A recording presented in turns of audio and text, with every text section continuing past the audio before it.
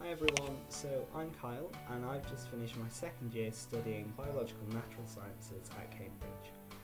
I'm making this video today to talk you through one of the interview questions that I was asked in my interview a couple of years ago. It's a bit of a bizarre question. It doesn't really require any hard biological knowledge, but I hope that by talking it through you'll come to realise that actually this underpins a lot of biology.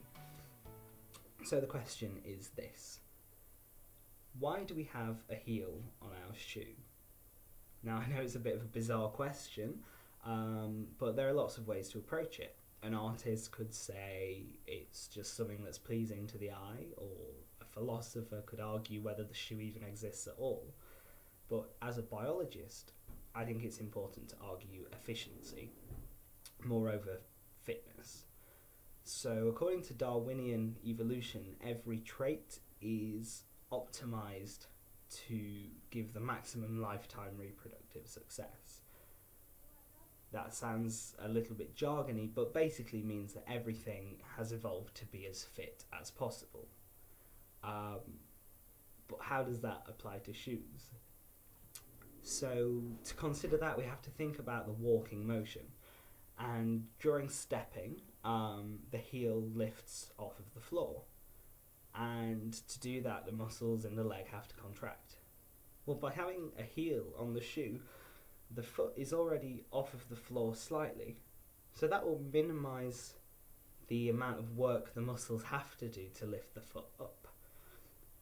And as a result, over time, there's going to be less strain on the muscles, there's going to be less need for ATP, and altogether you're going to be saving a lot of energy.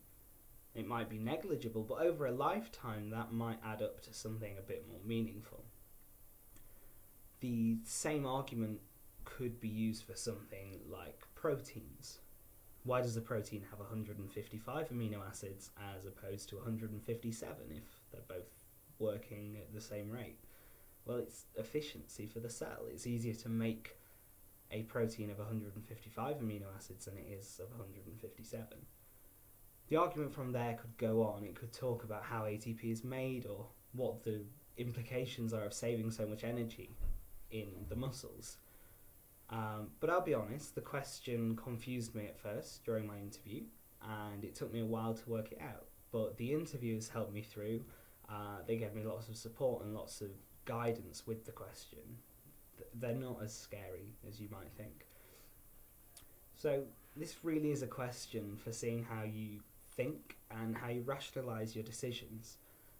But I think the main lesson to get from this is what I see as a key interview skill, which is to think out loud. They can't know what's going on inside your head unless you tell them. And with a question like this, there isn't really a wrong answer. So thank you for watching this video. I really hope it's been helpful, and good luck.